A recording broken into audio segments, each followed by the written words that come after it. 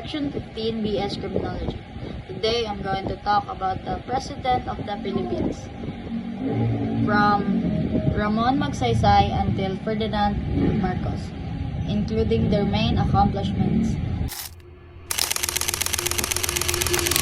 Ramon Magsaysay, 1953 until 1957. He is known as the man of the masses, fought against corruption and helped the farmers, strengthened democracy, and gained the trust of the people. Next one is Carlos P. Garcia, 1957 until 1961. Promoted the Filipino First policy to support local businesses, encouraged economic independence.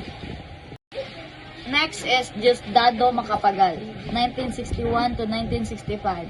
He changed Independence Day from July 4 to June 12. Helped improve the lives of the poor farmers through land reform.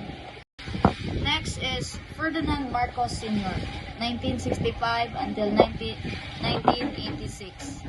Built many infrastructure projects like roads and bridges. Declared martial law in 1972. Corazon Aquino, 1986 until 1992. Restored democracy after martial law. Create the 1987 Constitution.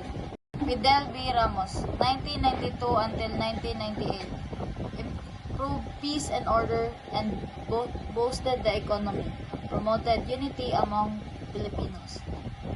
Joseph Estrada, 1998 until 2001. Focused on helping the poor. Started programs for housing and agriculture.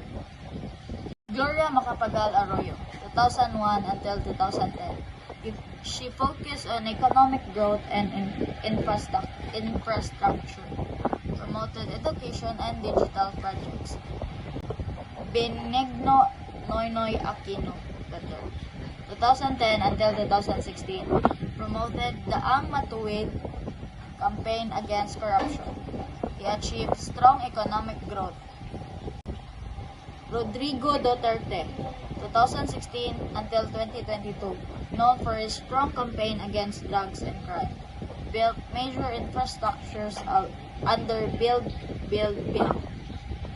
Ferdinand Bongbong Marcos Jr., 2022 until now.